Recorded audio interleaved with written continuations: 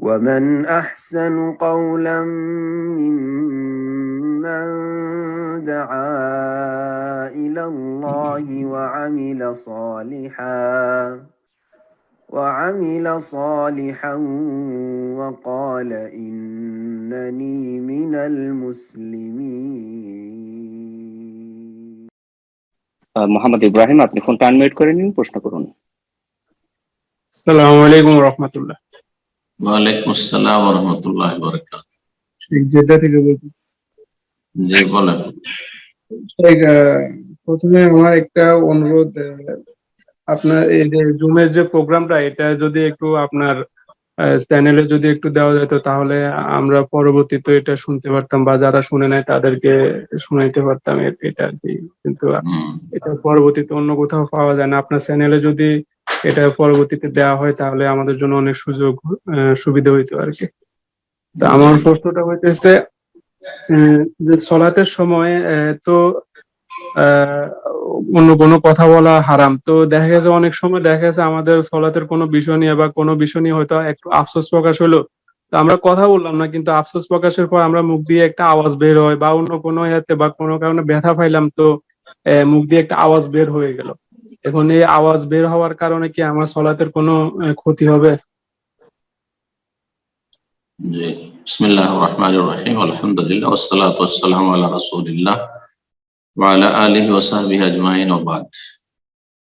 প্রথম বলছেন প্রশ্নের আগে যে আলোচনাগুলি আমাদের জমে হচ্ছে সেগুলো যদি আমাদের চ্যানেলে দেওয়া হয়তো, তো তাওহীদের ডাক আমাদের যে ভাইরা পরিচালনা করছেন তাতে তাদের পেজও রয়েছে এবং তাদের ইয়েও রয়েছে, ইউটিউব চ্যানেলও রয়েছে, কিন্তু ইউটিউব চ্যানেলটা অ্যাক্টিভ নয় মনে হচ্ছে। সেই জন্য একরাম ভাইকে বলছি যে এই ক্ষেত্রে উনি একটু যে ভাই দায়িত্বে রয়েছে তাকে একটু বলবেন, আর আশা করি বিষয়টা প্রতি গুরুত্ব দেবেন। এই বিষয়টি আরো অনেকেই আমাকে বলেছেন। আর যেহেতু আমাদের এখান থেকে এটা রেকর্ডিং হয় না, রেকর্ডিংটা আপনার হচ্ছে ওই নিউ ইয়র্ক থেকে হচ্ছে, সুতরাং সে ভাইরা করলে ভালো হয়। জাযাকুমুল্লাহ খাইর। আর প্রশ্ন করছেন যে সালাত অবস্থায় কথা বললে তো সালাত নষ্ট হবে, কথা বললেও সালাত নষ্ট হবে, আর সালাত পরিপন্থী কোনো কাজ করলেও বেশি কোনো কাজ হরকত যেটা সালাত পরিপন্থী দেখে মনে হয় যে না সালাতে নেই, নামাজ অবস্থায় নেই, তাতে সালাত নষ্ট হয়ে যায়। এই দুটো কথা জেনে নেওয়ার পরে যেটা আসল প্রশ্ন, যে অনেক সময় আমাদের কথা তো বলি না কিন্তু আক্ষেপ অথবা ভিতর থেকে কোনো একটি আওয়াজ হচ্ছে, তাতে কি সালাতের ক্ষতি হবে? যথাসাধ্য এরকমটা করবেন না, কিন্তু সেটি কথা নয়, কালাম নয়। ধরেন কারো মনোকষ্ট আছে, দুশ্চিন্তা আছে, তো লম্বা শ্বাস নিচ্ছে, অথবা আক্ষেপ প্রকাশ করতে গিয়ে হয়তো একটি সাউন্ড হলো, এতে সালাত নষ্ট হবে না। আল্লাহর সামনে কান্না করা তো শরীয়ত সম্মত, সালাত অবস্থায় কান্না করা সেই হাদিস দ্বারা প্রমাণিত, নবী সাল্লাল্লাহু আলাইহি ওয়াসাল্লাম থেকে, সাহাবায়ে কেরাম থেকে। এই ক্ষেত্রেও যথাসাধ্য আওয়াজ খুব বেশি উঁচা না হয়। নবী সাল্লাল্লাহু আলাইহি ওয়াসাল্লামের কান্নাতে ছিল আজিজুন কাজিজুল মিরজালি মিনাল বুকা। নবী সাল্লাল্লাহু আলাইহি ওয়াসাল্লাম অবস্থায় যখন কাঁদতেন তখন তার আওয়াজটি হইতো যেমন ফুটন্ত পানি যখন ফুটে তখন স আপনার পাতিলের ভিতর থেকে স বা সা আওয়াজ হয়, এরকম আওয়াজ হতো। তাহলে শুধু আওয়াজ হলে তাতে সালাতের ক্ষতি নেই, কিন্তু সেটা হাউমাউ করে যেন কান্না না হয়। আর বাকি কথা হলো আক্ষেপ, সেটা যদি সীমা লঙ্ঘন না হয়, সেই ক্ষেত্রে বাড়াবাড়ি না হয়ে যায়, কথার পর্যায়ে না চলে যায়, তাহলে কোনো দোষ নেই। জি, কোনো দোষ নেই, জায়েজ। আল্লাহু আ'লাম। জাযাকাল্লাহু খাইরান। এরপর যা প্রশ্ন করবেন সাবা, আপনি প্রশ্ন করুন। আসসালামু আলাইকুম, আমি বাংলাদেশ ঢাকা থেকে বলছি। জি বলেন। শেখ, আমার প্রশ্ন হচ্ছে, আমরা অনেকেই ছোটবেলায় মহিলাদের কাছে কোরআন পড়েছি, পড়ার পর আমরা তো ওই অশুদ্ধ তিলাওয়াতে নামাজ এতদিন পড়েছি, এজন্য কি আমাদের নামাজটা বাতিল হবে? আর এখন যদি আমরা কোনো কারি বা মসজিদের ইমামের কাছে কোরআনটা শিক্ষা নিতে যাই, এতে কোনো বাধা আছে নাকি? আর দ্বিতীয় আরেকটা প্রশ্ন হচ্ছে যে এত তো প্রশ্ন মনে রাখা যাবে না, তোমাকে তো মনে রাখবো। একটার পর একটা করছেন, আমি তো ভুলে যাবো। জাযাকাল্লাহ খায়ের শেখ। হ্যাঁ, আসলে বোন একের অধিক প্রশ্ন করার সুযোগ নেই। যদি আপনার আরো কোনো জানার থাকে ইনশাআল্লাহ নেক্সট উইকে বা এক সপ্তাহ পরে আবার চেষ্টা করবেন ইনশাআল্লাহ। লিখে রাখুন। জি শেখ। প্রশ্ন করেছেন যে আমরা ছোটকালে কোরআন শিখেছি, মহিলাদের কাছে অশুদ্ধ শিখেছি, তাহলে কি এখন বুঝতে পেরেছি আমাদের সালাতগুলি সব নষ্ট হয়ে গেছে? সালাত অবস্থায় সূরা ফাতিহা শুধু ফরজ। সুতরাং একজন মুসলিমকে ন্যূনতম বা সর্বনিম্ন কমপক্ষে সূরা ফাতিহা শুদ্ধ তেলাওয়াত করতে হবে, বড় ভুল থেকে, লাহানে জালি যেন না থাকে। বড় ভুল বলতে এমন ভুল না হয় যাতে অর্থ পাল্টে যাবে, জের জবর হরকতের ভুল, মাখরাজের এত ভুল যে জিমকে যা পড়ে দিল, আনআম তাকে আনআম তো পড়ে দিল, তাহলে সালাত নষ্ট হয়ে যাবে। না হলে সালাত নষ্ট হবে না। ইখফা করলো না, এজহার করলো না, গুন্না করলো না, মদ করলো না, এগুলি অলংকার সাজ, এতে ক্ষতি হয় না। তবে এগুলি যত্ন নেওয়া ভালো। কোরআন তেলাওয়াতের ক্ষেত্রে মুস্তাহাব, এই স্তরটা তাজউইদের মুস্তাহাব। তো আসলে অনেকে বুঝেন না, মনে করেন যে আমি তো ইখফা করিনি, ইজহার করিনি, গুনাহ করিনি, তো মদ তো দলিন মদ টানলাম না, এভাবে পড়তাম, তাহলে কি আমার সালাত নষ্ট হবে? না। আর সূরা ফাতিহার পর অতিরিক্ত সূরা যদি ভুল হয়, এমনি অতিরিক্ত সূরা পড়াই সুন্নাত, সুতরাং এই সুন্নাত যে নাই পড়ে তাতেও সালাত নষ্ট হবে না। তাহলে ভুল পড়ুক আর নাই পড়ুক সমান, কোনো অসুবিধা নেই। তবে কোরআনে কারীম বেশি বড় ভুল করে যদি অন্যান্য সূরাও পড়ে গুনাহ হবে, গুনাহ অবশ্যই হবে, কিন্তু সালাত নষ্ট হবে না। তারপরে মানুষের পক্ষে তাই সম্ভব যেটা তার ক্ষমতায় রয়েছে। লা ইউকাল্লিফুল্লাহু নাফসান ইল্লা উসআহা। মানুষের ক্ষমতার ভাই আল্লাহ দায়িত্ব দেন না। যখন আপনি ছোটকালে শিখেছেন তখন সেখানে ওই মহিলাদের কাছে, অথবা এমন মক্তবেও যারা মুন্সিরা পড়াইতো বা ছোটখাটো মৌলবী সাহেবেরা হুজুররা পড়াইতো, তারা শুদ্ধ জানতো না, তো ভুল আমাদেরকে মুখস্থ করিয়েছে, কোনো অসুবিধা নাই, সেটাই ঠিক। তখন কি করবো? যেমন একজন অমুসলিম যদি কিছুই না জানে, শুধু কালেমা পড়ে আল্লাহু আকবার করতে থাকে, সালাত হয়ে যাবে। এই নয় যে ও সূরা ফাতিহার আয়াত মুখস্থ করা পর্যন্ত অপেক্ষা করবে, সালাত শুরু করে দিবে, যা জানে তাই দিয়ে সালাত পড়বে, জি, কোনো অসুবিধা নেই। তবে এখন জানতে পেরেছেন, এখন যাতে করে যথাসাধ্য শুদ্ধ তেলাওয়াত করেন, আর বিশেষ করে সূরা ফাতিহা যেন ভুল না হয়, কারণ সূরা ফাতিহা হচ্ছে সালাতের রুকন, ফরজ সবার জন্য। জি। আর দ্বিতীয় বিষয় কি ছিল ইকরাম ভাই? শেখ উনি জানতে চাচ্ছিলেন যে এখন উনি যে ওনারা কারো কাছে শেখার জন্য যদি কোরআন শেখার ক্ষেত্রে দেখেন, পুরুষ মানুষরা এসে কোরআন শিখবেন না, এটা একটা বড় ফিতনা দরজ আজকাল খুবই বেশি। আমি বহু মানুষকে চিনি, বহু হাফিজকে জানি, এবং অনেক দিনী বন্ধুদের সম্পর্কে শুনেছি, তাদেরকে চিনি অথবা না চিনি, যে তারা এই কোরআন শিক্ষা, আরবি শিখবো, আমি কোর্স করবো করে ফিতনায় পড়েছে, বহু ফিতনায় পড়েছে। ভিডিও কল লিপ্ত একজনের সাথে, লা হাওলা ওয়ালা কুওয়াতা। তো আল্লাহ এসব থেকে হেফাজত করুক। পুরুষদের কাছে আমি শিখতে জায়েজ বলবো না, যেখানে আমাদের কাছে মহিলা শিক্ষিকার ব্যবস্থা আছে। হ্যাঁ, মহিলা শিক্ষিকার ব্যবস্থা আছে। আপনি নির্জনে ক্লাস করাবে, একজন করে ক্লাস করাচ্ছেন, যেখানে একাধিক কেউ নেই, যে তারপরে একসাথে করলে শুধু মহিলাদের ক্লাস, পার্সোনাল তাদের নাম্বার পেয়ে যাচ্ছে, সুতরাং সেখানে একটা ফিতনার আশঙ্কা। বিশেষ করে যুবকদের ক্ষেত্রে তো আরো বেশি ফিতনা, যুবক যুবতীর ক্ষেত্রে, অবিবাহিতাদের ক্ষেত্রে আরো ফিতনা। এমনকি বিবাহিত ছেলে মেয়ে আছে হাফেজ, তারপরেও কোথা থেকে কোন দেশ থেকে কোন দেশে প্রথম কোরআন শিক্ষার নাম দিয়ে, আর তারপর ভিডিও কলে ঘন্টার পর ঘন্টা কথা বলে। এসব রিপোর্ট কত নেবে, হাদিস ওয়ালা হার আছে, বয়ান করে শেষ নেই এসব। সুতরাং আমি নিষেধ করব কোন পুরুষের কাছে কোন বোনকে কোরআন শিখতে, দিন শিখতে, যতক্ষণ পর্যন্ত আপনার কাছে শিখার ব্যবস্থা আছে। আলহামদুলিল্লাহ, ইউটিউবে কোরআনের ভালো ভালো কারি রিপিট তেলাওয়াত আছে। শেখ ইব্রাহিম আখদার, তারপরে সাদিক আল মুনশাবি, শেখ আইয়ুব, রিপিট তেলাওয়াত 3 বার করে আছে। আম্মা পড়া, সেগুলি পড়েন, সেগুলি শোনেন, ইনশাআল্লাহ শুদ্ধ হয়ে যাবে। জাযাকুমুল্লাহ খাইরান। জি, বারাকাল্লাহ ফিক। এ পর্যায়ে প্রশ্ন করবেন আজাদ হোসেন, আপনি প্রশ্ন করুন। আসসালামু আলাইকুম ওয়া রাহমাতুল্লাহি ওয়া বারাকাতুহু।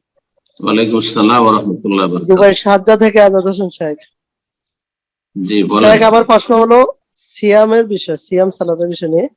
আমাদের অনেক ভাই দেখা যায় সিয়াম রাখেন, সালাত আদায় করেন না, এমনকি বাজে সিয়াম রাখা অবস্থা বাজে ভিডিও দেখেন, নাটক, গান, সিনেমা, এই বিষয় নিয়ে একটু যদি নসিহতমূলক কিছু উপদেশ দিতেন। আসসালামু আলাইকুম ওয়া রাহমাতুল্লাহ, জাযাকাল্লাহু খাইরান, বারাকাল্লাহু। অনেক মুসলিম ভাই বোন রয়েছেন যারা সিয়াম পালন করে, রোজা রাখে, কিন্তু সালাত পড়ে না, নামাজ পড়ে না, তাদের সম্পর্কে, অথবা সিয়াম পালন করে, রোজা রাখে, কিন্তু নোংরা ছবি দেখে বা নোংরা ফিল্ম দেখে। জি, আল্লাহ তাদের হেদায়েত দান করুন। প্রথম কথা বলছি, দোয়া করি। যদি কোন ব্যক্তি সালাত পড়ে না, ফরজ সালাত 5 ওয়াক্ত পড়ে না, আর সিয়াম পালন করে, রোজা রাখে, তার রোজা কবুল হবে না, হজ কবুল হবে না, ওমরা কবুল হবে না, যাকাত কবুল হবে না, দান সাদকা কবুল হবে না, কোনো নেকি কবুল হবে না, কোনো নেকি কবুল, আখিরাতে কিছুই পাবে না। কারণ কাফের অবস্থায় কেউ যদি ভালো কাজ করে, দুনিয়ায় আল্লাহ কিছু দিয়ে তাকে তাড়িয়ে দেবেন রহমত থেকে, যে যা তুই কিছু ভালো কাজ করেছে নিয়ে যা। যেমন অমুসলিমদের জনকল্যাণমূলক কাজের ক্ষেত্রে এইরকমটা আল্লাহ রাব্বুল করেন, ঠিক তেমনি মুসলিম সমাজের যারা ঈমান ভঙ্গকারী, পাপে লিপ্ত আর বেনামাজি, ঈমান ভঙ্গ করলো, যে 5 ওয়াক্ত সালাত পড়ে না, সে তার ঈমানকে নিজেই নষ্ট করলো, সুতরাং তার ফরজ নফল কিছুই কবুল হয় না।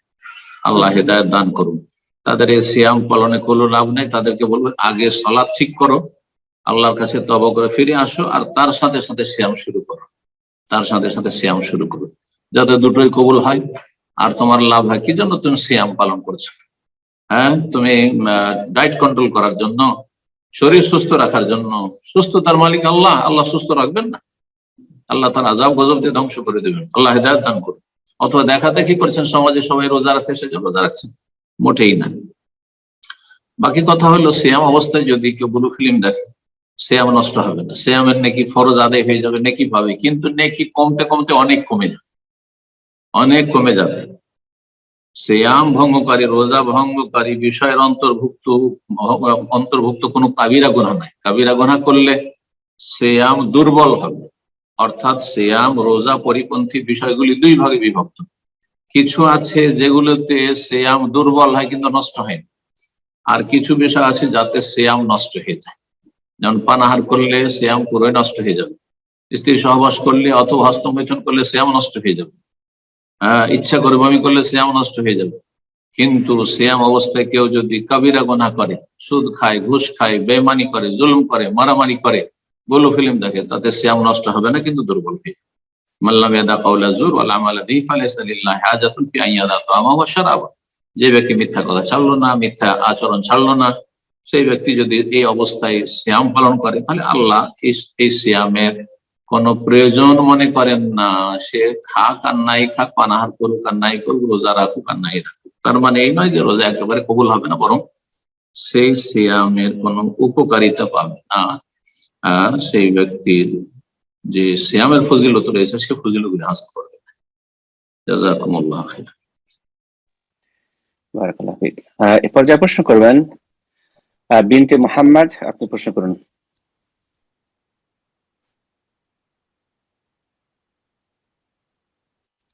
বলছি। জি, আপনার সাউন্ড ক্লিয়ার হচ্ছে না, আপনি আবার কথা বলুন। আসসালামু আলাইকুম ওয়া রাহমাতুল্লাহ। ওয়ালাইকুম আসসালাম ওয়া রাহমাতুল্লাহি ওয়া বারাকাতুহু। জি বলেন। বাংলাদেশ, ঢাকা থেকে বলছি। আমার প্রশ্নটা হচ্ছে এক বোনের, সে অনুপস্থিত তাই আমি করছি। প্রশ্নটা হচ্ছে যে সে মধ্যবিত্ত পরিবার থেকে আর কলেজ স্টুডেন্ট। তো সে মানে তার অনেক বড় একটা স্বপ্ন বলা যায়, তার জীবনের শেষ স্বপ্ন যে সে উমরাহ পালন করবে। এখন তার বাবার সাথে সে ব্যাপারে কথা বলেছে, আর সে টাকাও জমাচ্ছে, প্রতিদিন 100 টাকা করে ব্যাংক কিনেছে একটা, প্রতিদিন 100 করে জমাচ্ছে। কিন্তু সে এক্সট্রা ভাবে যে কলেজে যায়, সে যে টিফিনের টাকা পায় বা ভাড়ার টাকা পায় সেগুলো সে জমাচ্ছে। এখন এই ক্ষেত্রে কি নিজেকে কষ্ট দিয়ে যে এত দূর হেঁটে হেঁটে কলেজে যাচ্ছে বা টিফিন করছে না, সেই জমানো টাকাটা কি নিজের জন্য খরচ করছে না, সেজন্য কি সেটা জুলুম হয়ে যাচ্ছে নিজের জন্য? এটাই আমার প্রশ্ন আর কি। আওয়াজগুলো একটু বেজে বেজে আসছিল, আমি বুঝতে পারলাম না। একরাম ভাই, আপনি এই প্রশ্নের সার কথা বলেন। আমি যতটুকু বুঝতে পেরেছি, বোন বলছে যে কেউ পয়সা জমাচ্ছেন ওমরা করার জন্য, উনি নিয়ত করেছেন বা পয়সা স্বপ্ন। জমাচ্ছেন উমরা করার জন্য, জি। জি, তারপর কিন্তু উনি কলেজে যাচ্ছেন হেঁটে হেঁটে বা কষ্ট করে যাচ্ছেন, তখন এই যে উনি যে কষ্ট করে যাচ্ছেন, এটা কি ওনার এই কাজটা করাটা কি ওনার জন্য জুলুম হয়ে যাচ্ছে কিনা, নিজের উপর জুলুম করা হচ্ছে কিনা, এতটুকু আমি কষ্ট করে কলেজে যাচ্ছেন মানে পয়সা বাঁচানোর জন্য, এটাই বলছেন? সম্ভবত এটাই উনি বলছেন সম্ভবত। বোন, যদি আমার কথা যদি ক্লিয়ার না হয়ে থাকে, আপনি আবার কথা বলুন, প্রশ্ন করুন। আওয়াজটা ক্লিয়ার আসছে না বোনের, হয়তো জানি না সাউন্ড সিস্টেমের জন্য নাকি, আমি কিছু বুঝতে পারছি না তেমন। জি, এই জন্য। আর প্রশ্ন পুরো ক্লিয়ার না বুঝলে উত্তর ঠিক হবে না। তো যদি এটাই হয় প্রশ্ন, তাহলে আমি উত্তর দিচ্ছি। হ্যাঁ, আর যদি না হয়ে থাকে তাহলে ওই বোন বলবে যে না, আমি অন্য কিছু বলতে চাইছিলাম, কথাটা একটু লম্বা হয়ে গেছে। ঠিক আছে মনে হয় নাকি? জি শেখ, আপনি এর উপরে বলুন। উনি তো ঠিক আছে শেখ। ওমরা করার জন্য পয়সা জমা করছেন, ভালো কথা, নেকির উদ্দেশ্যে পয়সা জমা করেছেন। আল্লাহ তৌফিক দান করুন, আল্লাহ সহজ করুন। মানুষ যদি ইখলাসের সাথে ভালো কাজের নিয়ত করে তো আল্লাহ তৌফিক দেবেন, আল্লাহ সহজ করবেন, এতে কোনো সন্দেহ নেই। ইয়াকিন থাকতে হবে, ইখলাস থাকতে হবে। আল্লাহ সহজ করুন, মনের আশা পূরণ করুন, দোয়া করুন।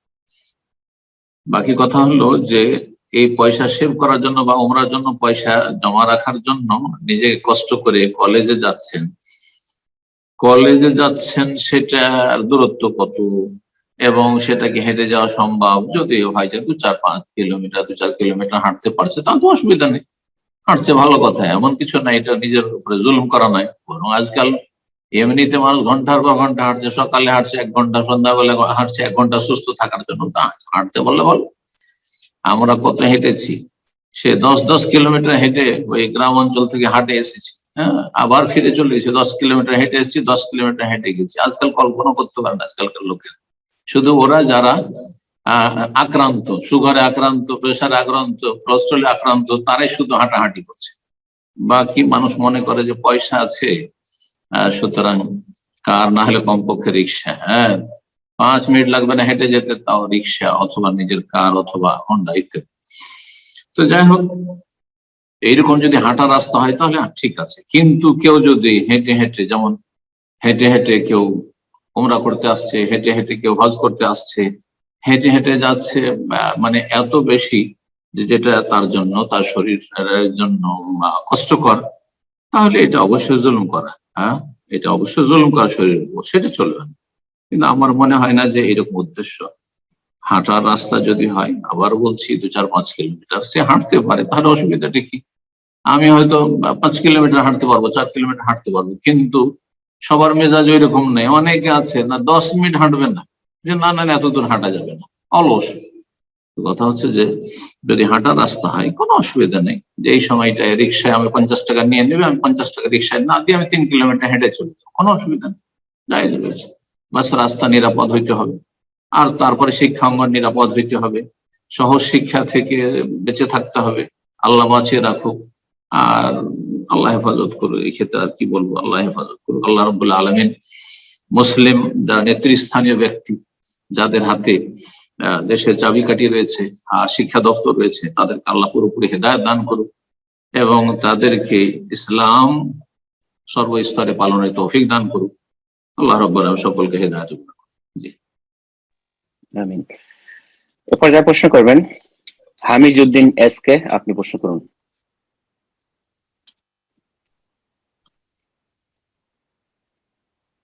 আসসালামু আলাইকুম ওয়া রাহমাতুল্লাহি ওয়া বারাকাতুহু। ওয়ালাইকুম আসসালাম ওয়া রাহমাতুল্লাহি ওয়া বারাকাতুহু। আমি জি, পশ্চিমবঙ্গের মুর্শিদাবাদ জেলা থেকে বলছি। বলেন।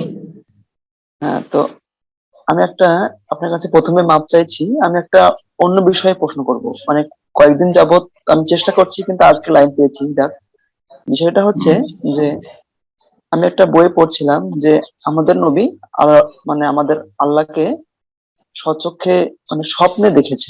একটা হাদিসে বলছে, হাদিসটা হচ্ছে আপনার শুধু শুধু নবী কেন বললেন? আপনি নবী বলছেন, সাল্লাল্লাহু আলাইহি সাল্লাম বললেন না কেন? হ্যাঁ জি, আমি এই একবার বলা তো কমপক্ষে জরুরি। জি, আচ্ছা জি, সাল্লাল্লাহু আলাইহি সাল্লাম, হ্যাঁ। তো আমাদের আমি দেশীয় বক্তারা নবীজি বলেছেন, নবী বলেছেন, এইসব ঠিক নয় আসলে। হ্যাঁ, আর কিছু আমরা সেই আকিদার দাবিদার বক্তাও হ্যাঁ নবী বলেছেন। কেন নবী বলেছেন? নবী সাল্লাল্লাহু আলাইহি সাল্লাম। জি, 10 বার রহমত নাজিল হবে আপনার উপর, আমার উপর। জি, সাল্লাল্লাহু আলাইহি ওয়াসাল্লাম। হ্যাঁ, তো রাসূলুল্লাহ সাল্লাল্লাহু আলাইহি সাল্লাম বলেন যে আমি আমার মহান প্রভুকে সর্বোত্তম আকৃতিতে স্বপ্নে দেখেছি। এটা হচ্ছে আপনার তিরমিজি হাদিস একটা, একটু শুনবেন, হ্যাঁ, তারপর বলবেন। এটা হলো, তারপরে আরেকটা হাদিস বলছে যে আয়েশা রাদিয়াল্লাহু আনহা বর্ণনা করছেন যে তিনি বলেন, যে ব্যক্তি বলবেন মুহাম্মদ সাল্লাল্লাহু আলাইহি সাল্লাম স্বয়ং রবকে দেখেছেন, সে মিথ্যা বলল। আর একটা হাদিস আছে যে তিনি ভাই, বলছেন, একটু দেখতে আসল বলেন। প্রশ্ন বলেন, আমি হাদিস সব জানি আলহামদুলিল্লাহ। যে আচ্ছা, যে বেশ। বিষয়ে হাদিস জি, বলতে চাইছেন হ্যাঁ। সবগুলি তো পরস্পর বিরোধী হাদিস জানি। আপনার হ্যাঁ, প্রশ্নটা বলে যে দেন ব্যাস। হ্যাঁ, আমি আমার মহান রবকে সর্বোত্তম সুরতে দেখেছি। জি, এটা বলছে তিনটা হাদিস কি পরস্পর বিরোধী, না একটু একসঙ্গে, একটু বুঝিয়ে বলবেন? কোন বিরোধ নাই। নবী সাল্লাল্লাহু আলাইহি ওয়াসাল্লাম বলেছেন, রাআইতু রাব্বি ফি আহসানি সূরা, আমার রবকে আমি সবচাইতে সুন্দর আকারে দেখেছি। সূরা বলেছেন। জি, তো আল্লাহর আকার আছে। জি, আল্লাহ রাব্বুল আলামিনকে সবচাইতে সুন্দর আকারে দেখেছি, আকৃতি দেখেছি, এ কথা বলছেন রাসূলুল্লাহ সাল্লাল্লাহু আলাইহি ওয়াসাল্লাম। দেখেছেন কিসে? স্বপ্নে দেখেছেন। হ্যাঁ, তারপর অন্তর থেকে দেখেছেন, রাআহু বিফুয়াদিহি, অন্য হাদিসে রয়েছে অন্তর দিয়ে দেখেছেন, হৃদয় দিয়ে দেখেছেন, স্বপ্নে দেখেছেন।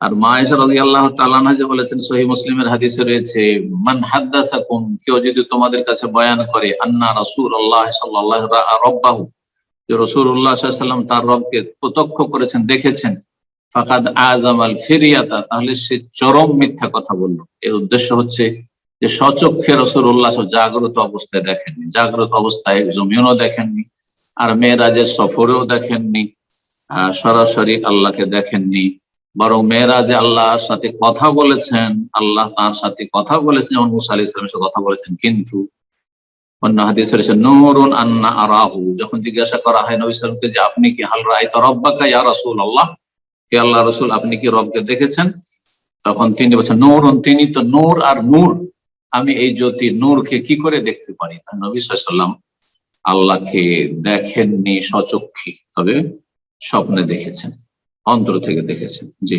জাযাকুমুল্লাহ। বারাকাল্লাহ। এ পর্যায়ে প্রশ্ন করবেন মুক্তা, আপনি প্রশ্ন করুন। আসসালামু আলাইকুম শায়েখ। ওয়ালাইকুম আসসালাম ওয়া রাহমাতুল্লাহি ওয়া বারাকাতুহু। জি, শায়েখ, আমি গাজীপুর থেকে বলছি। জি বলেন।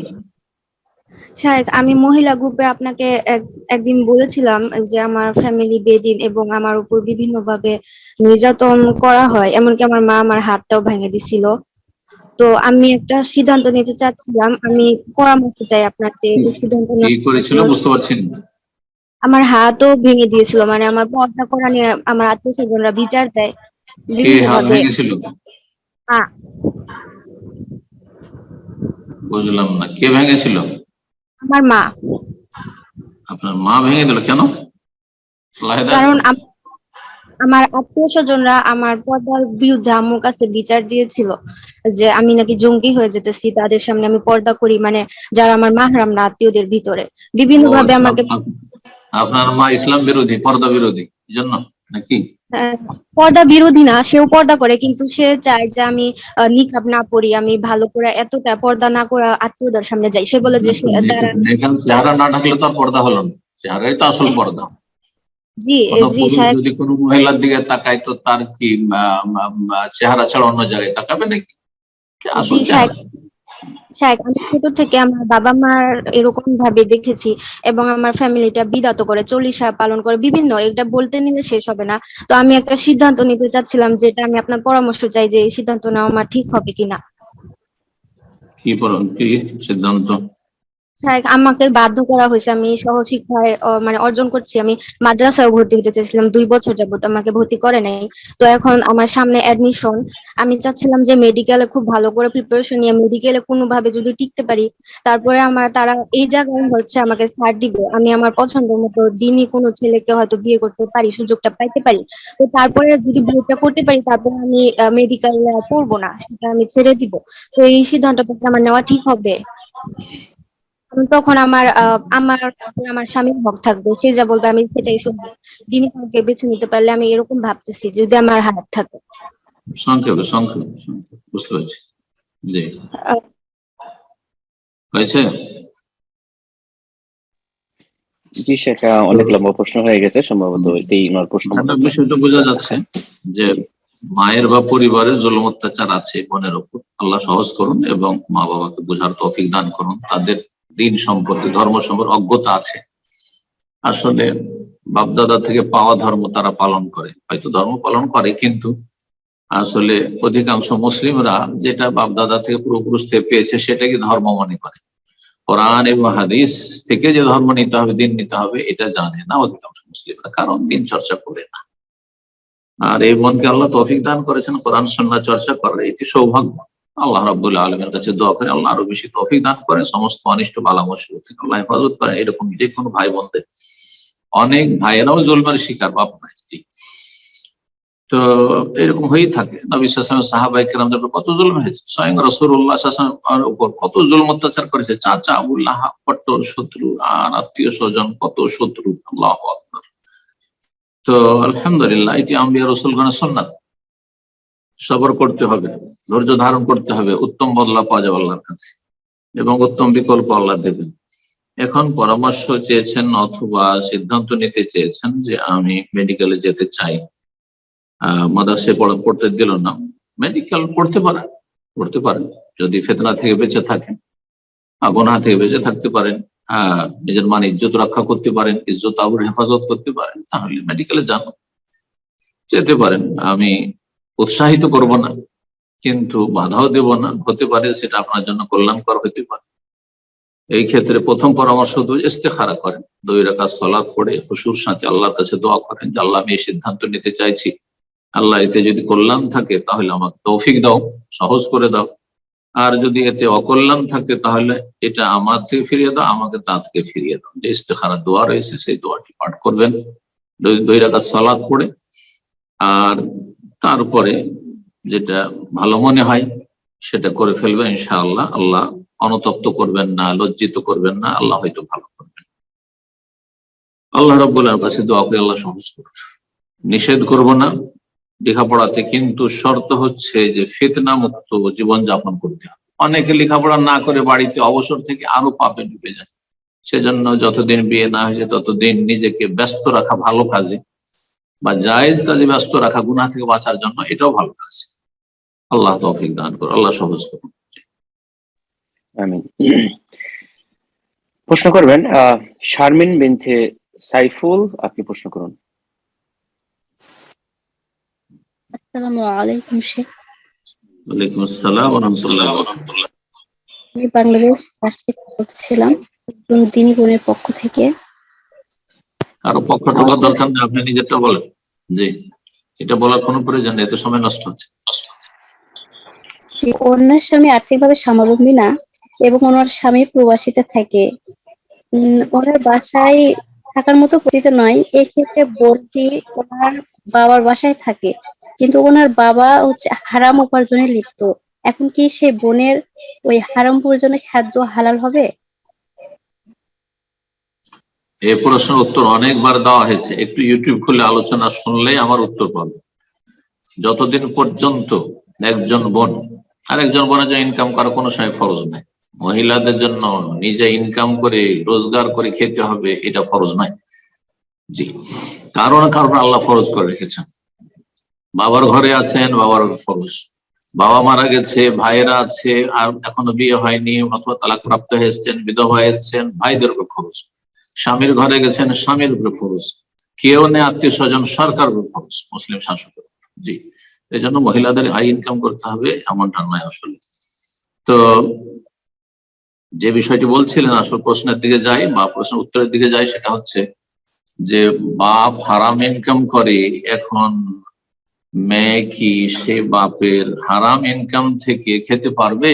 বাপের জন্য হারাম বুঝি, কিন্তু বাপের কাছ থেকে ছেলে মেয়েদের, নাবালক অথবা নাবালক ছেলে অথবা মেয়ের ক্ষেত্রে নাবালিকা হোক আর সাবালিকা হোক, যতদিন বিয়ে স্বামীর ঘরে যায়নি, বাবার কাছ থেকে তার অধিকার আছে, সে ভরণ পোষণ নেবে।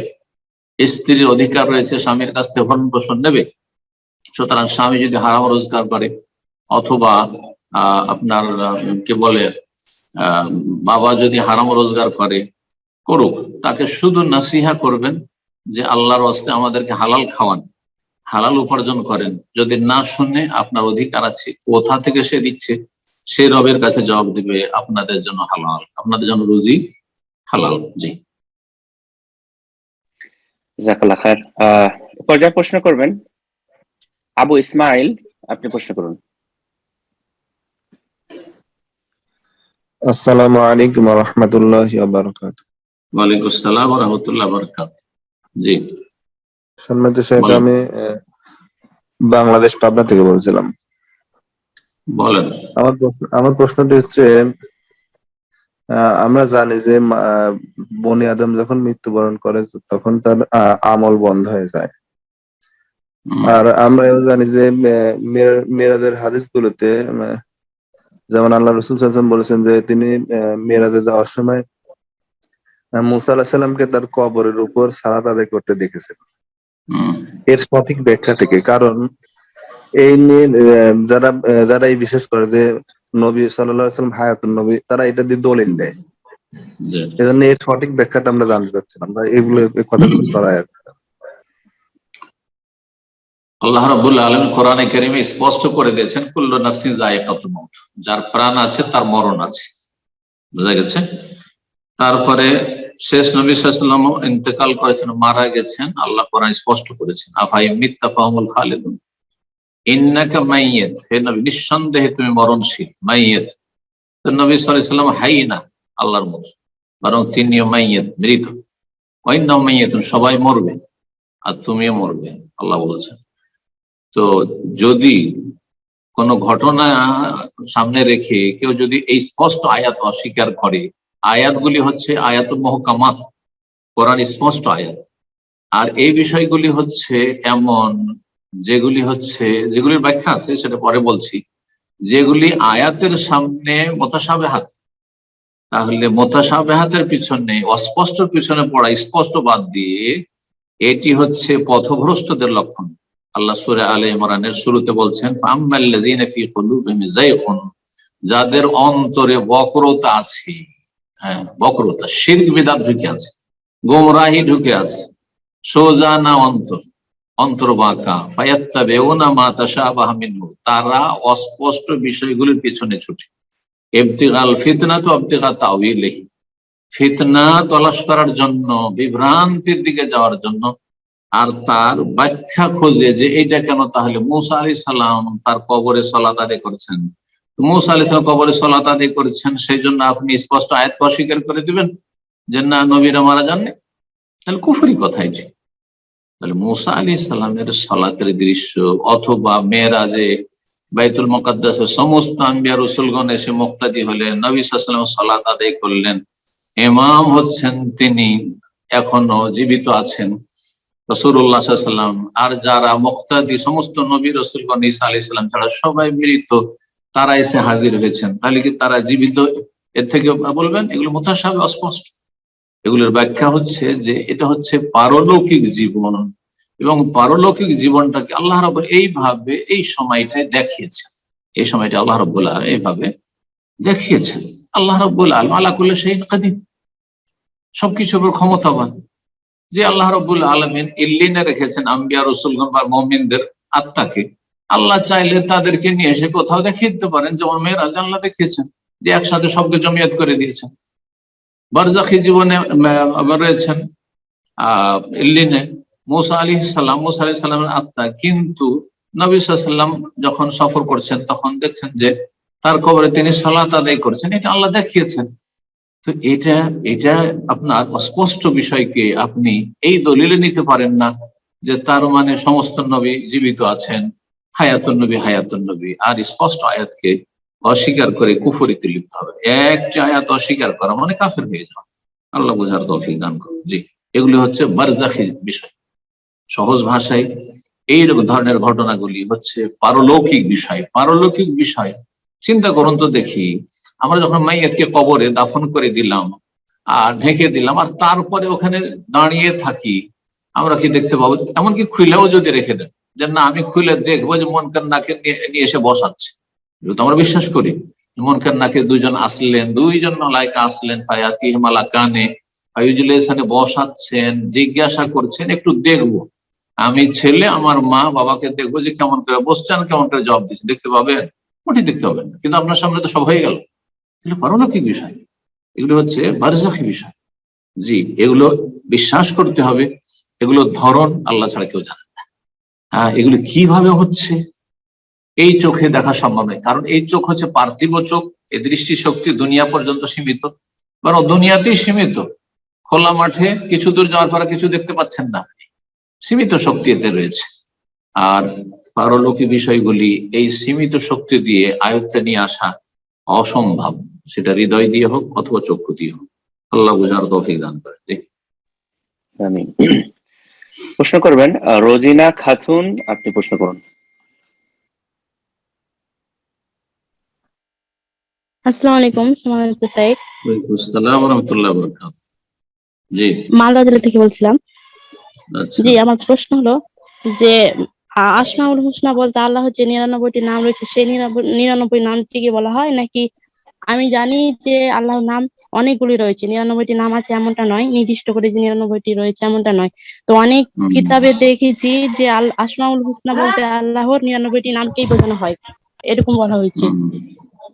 জি জি, তো আসমাউল হুসনা বলতে ওই পুরো নামটি আল্লাহর সবগুলো নামকেই বলা হয় নাকি যে 99টি নাম রয়েছে সেগুলোকে বলা হয়? বুঝেছি এটাই জানতে চাইছিলাম। প্রশ্ন বুঝে নিয়েছি। জি। আল্লাহ রাব্বুল আলামিন কোরআনুল কারীমে ইরশাদ করেছেন ওয়ালিল্লাহিল আসমাউল হুসনা ফাদউহু বিহা। আল্লাহর সুন্দর সুন্দর বেশ কিছু নাম রয়েছে যেগুলির মাধ্যমে আল্লাহর কাছে দোয়া করব, আল্লাহকে ডাকো।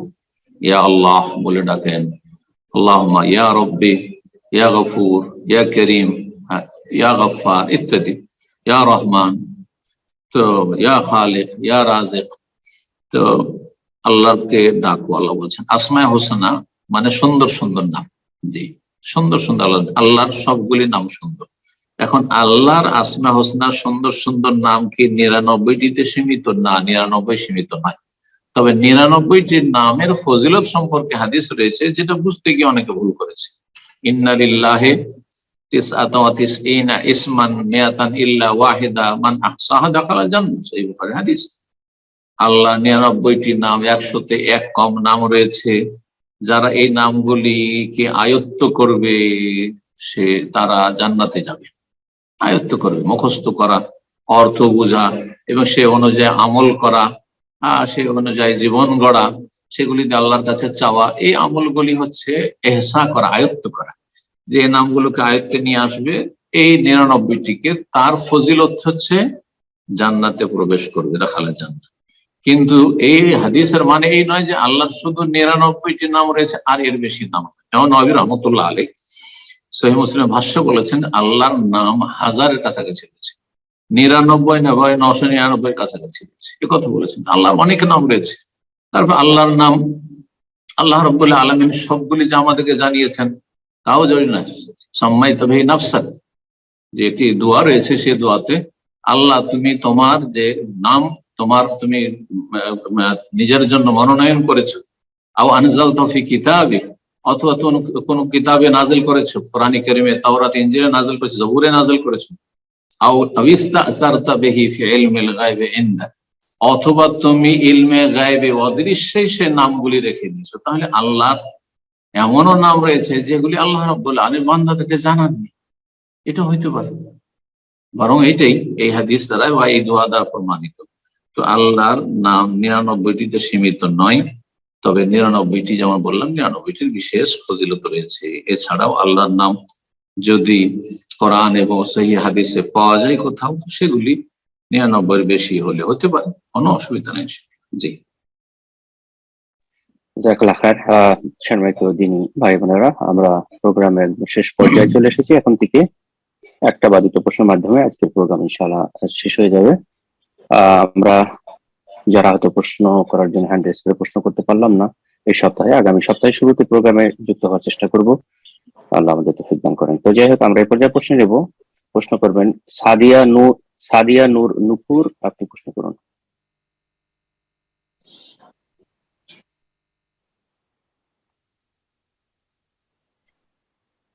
জি, আপনার ফোনটা আনমিউট হয়েছে, আপনি প্রশ্ন করুন। জি, ফোনটা আনমিউট হয়েছিল, আপনি জি আপনি প্রশ্ন করুন।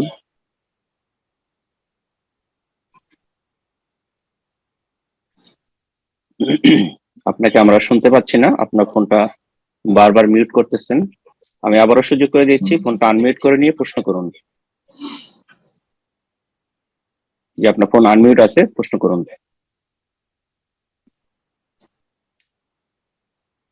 সম্ভবত ওনার নেটে প্রবলেম হচ্ছে, তো আপনার নেটটা চেক করে নেবেন ইনশাআল্লাহ পরবর্তীতে। তো এই পর্যায়ে আমরা আরেকজনকে সুযোগ করে দিই, প্রশ্ন করবেন। জয়গুন খাতুন, আপনি প্রশ্ন করুন। আসসালামু আলাইকুম সম্মানিত সাহেব। ওয়ালাইকুম আমি আসসালাম ওয়া রাহমাতুল্লাহি ওয়া বারাকাতুহু। জি, আমি পশ্চিমবঙ্গের জলপাইগুড়ি জেলা থেকে বলছি। আমি বলছিলাম যে ফরজ রোজা যদি কাজা থাকে এই অবস্থায় কি নফল রোজা দেওয়া যাবে? ফরজ রোজা যদি কাজা থাকে তো নফল রোজা কি রাখা যাবে না? আগে ফরজ আদায় করতে হবে। বিশেষ করে এই সময়টাই, সময় কাছে চলে এসছে।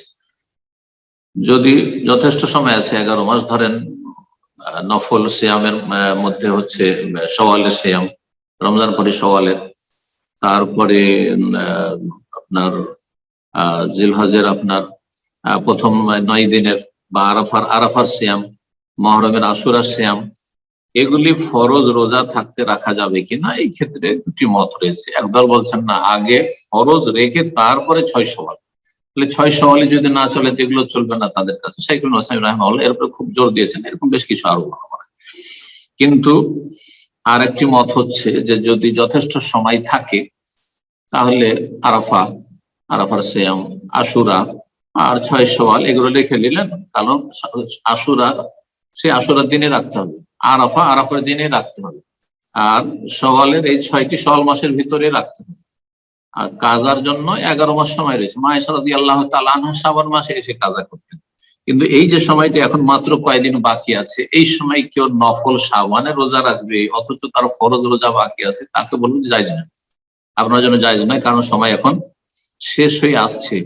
এইভাবে যদি সময় পার করে দেন আর ফরজ কমপ্লিট না করতে পারেন তো গুনাহগার হবেন আপনি। গত বছরের বা গত রমজানের ফরজ থেকে গেছে। আশা করি বিষয়টি বুঝতে পেরেছেন। জাযাকাল্লাহ খায়ের শেখ। শেখ, অনেক সময় হয়ে গেল, আজকে এখানে শেষ করা যাক। ঠিক আছে ইনশাআল্লাহ। শেখ, তার শেষ করার পূর্বে আর একটা বিষয় আমাদের কেউ এক ভাই আপনার কাছে জানতে চেয়েছেন যে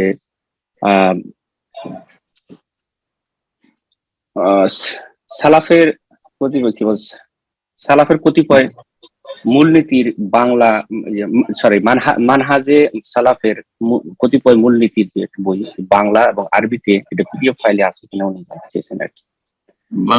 বাংলায় অনুবাদ হয়নি, তো অনুবাদ করলে হয়। আমার যে আলোচনা আছে, যদি গুরুত্বপূর্ণ মনে হয় তাহলে অনুবাদ করে দেওয়া যাবে হয়তো, আল্লাহ সহজ করুন ইনশাআল্লাহ।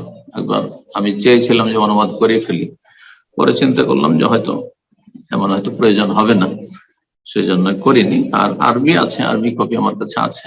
জি, তো হয়তো আল্লাহ তৌফিক দিলে করে দেবো ইনশাআল্লাহ, আল্লাহ কবুল। আরেকটি বিষয় বলতে চাইছিলাম, সেটা হচ্ছে যে রমজান মাস কাছে আসছে, আর ফিকহুত তাহারা, পবিত্রতার মাসাইল তো আরো কয়েক সপ্তাহ চলবে, রমজানের আগে শেষ হবে না, যদিও কন্টিনিউ করে আর 2 সপ্তাহ বাকি আছে, 2 রবিবারের পরে রমজান চলে আসবে। তো আমরা কি এই সময়টাই শুরু করতে পারি ফিকহুস সিয়ামের মাসায়, রোজার মাসায়? কারণ রমজান মাসে হয়তো পেলেও আমরা 3-4টা সপ্তাহ পাবো, তো 3-4 সপ্তাহে রোজার জরুরি মাসাইল গুলি হয়তো জানা হবে না। আর কিছু কিছু বিষয় রয়েছে রমজান শুরু হওয়ার আগে জেনে নেওয়া জরুরি। তো সামনের সপ্তাহ থেকে না হয় ফিকহুস সিয়াম শুরু করে দিই। এতে হবে যে 6টি আলোচনা আমাদের ফিকহুস সিয়াম বা সিয়ামের মাসাইল সম্পর্কে হয়ে যাবে, আর তারপর রমজান পরে আবার আমরা ফিকহুত তাহারা কন্টিনিউ করবো। কেমন হয় এটি? আশা করি করা যায়, যেটা আপনি ভালো মনে করেন, যেমন হয় এটা ভালো হবে। তাহলে আগামী সপ্তাহে ইনশাআল্লাহ সিয়াম সম্পর্কে আলোচনা করবো। আজকে হচ্ছে 13, সামনে রবিবার 20 তারিখ হয়ে যাবে শাবান, তো তারপরে 27, 20 আর 27, তো রমজানের আগে 2 সপ্তাহ সিয়াম, ফিকুস সিয়াম সম্পর্কে আলোচনা করবো। আর তারপর রমজান মাসে হয়তো সময় পরিবর্তন করতে হবে, কারণ এই সময় তো তারাবি চলবে। তো এই সময়টা আমাদের জন্য উপযুক্ত হবে না, সেটা নিয়েও চিন্তা ভাবনা করেন কোন সময় করলে ভালো হয়, যাতে করে বাংলাদেশের সাহারির সময় হয়, আমাদের তারাবির পরে এটা সবচেয়ে ভালো। ইনশাআল্লাহ আবার আপনার সাথে পার্সোনাল আলোচনা হয়ে যাবে ইনশাআল্লাহ। আর ইনশাআল্লাহ। সময় কিন্তু নির্ধারণ করা হবে, যেমনটা অন্য বছরে করেছি, গত রমজান মুক্তি করেছি। আল্লাহ সহজ করুন। জি, আর কোনো ঠিক আছে, প্রশ্ন আছে? ইনশাআল্লাহ। শেষ করবো? না, শেষ সেটা করবো। তাহলে আপনি আরবি বইটা আমাকে একটু শেয়ার করে দিলে আমি হয়তো গ্রুপে দিয়ে দিব, যে ভাই চেয়েছেন ওখান থেকে সংগ্রহ করে নেবে, যদি আপনি আরবিটা থাকে আপনার কাছে, যেহেতু উনি রিকোয়েস্ট করেছেন। ইনশাআল্লাহ, জাযাকাল্লাহ খাইর। আচ্ছা, ঠিক আছে। জি, আজকে এখানে শেষ করুন ইনশাআল্লাহ। জি। শেষখানে দোয়া করি আল্লাহ রাব্বুল আলামিন আমাদের গুনাহ খাতা মাফ করেন, আমাদের যদি ভুল ভ্রান্তি হয় তো আল্লাহ মাফ করেন, সংশোধনের তৌফিক দান করেন, উপকারী জ্ঞান দান করেন, ভালো নেক আমলে তৌফিক দান করেন, দিনের দিকে ইখলাসের সাথে দাওয়াত দেওয়ার সকলকে তৌফিক দান করেন, সমস্ত বালা মুসিবত অনিষ্ট থেকে আল্লাহ হেফাজত করেন। বিশেষ করে যে সব ভাই বোন আমাদের সাথে থাকলেন আর আছেন, অথবা দিন শিখছেন, যেখান থেকে হোক দিনের উপর আমল করছেন, ফরজ ওয়াজিব আদায় করেছেন, হারাম নাজায়েজ থেকে বেঁচে থাকার জন্য চেষ্টা করছেন, আল্লাহ তাদেরকে আরো বেশি তৌফিক দান করেন, আরো বেশি বরকত দান করেন। আর যারা পাপে রয়েছে আল্লাহ তাদেরকে হেদায়েত দান করেন। আল্লাহ মুসলিম সমাজে যারা পথভ্রষ্ট, পাপী, গুনাহগার, যাদের কারণে আল্লাহর আযাব আসছে, যারা আল্লাহর আযাবকে জমিনে ডেকে নিয়ে আসছে, আল্লাহ তাদেরকে হেদায়েত দান করুক, এবং তাদের অনিষ্টের কারণে আল্লাহ রাব্বুল যেন আমাদের অনিষ্ট না করেন, আমাদের যেন বালা মুসিবত না দেন। আল্লাহ রাব্বুল আলামিন আমাদের সকলকে যেন হেফাজত করেন, ভালোদের ভালো তৌফিক দান করেন, মন্দদের আল্লাহ হেদায়েত দান করেন। আল্লাহ রাব্বুল আলামিন যেন আমাদের সার্বিক কল্যাণ দান করেন। রব্বানা আতিনা ফিদ দুনিয়া হাসানা ওয়া ফিল আখিরাতি হাসানা ওয়া কিনা আযাবান নার। ওয়া সাল্লাল্লাহু সাল্লাম আলা নবিয়িনা মুহাম্মদ ওয়া আলা আলিহি ওয়া সাহবিহি।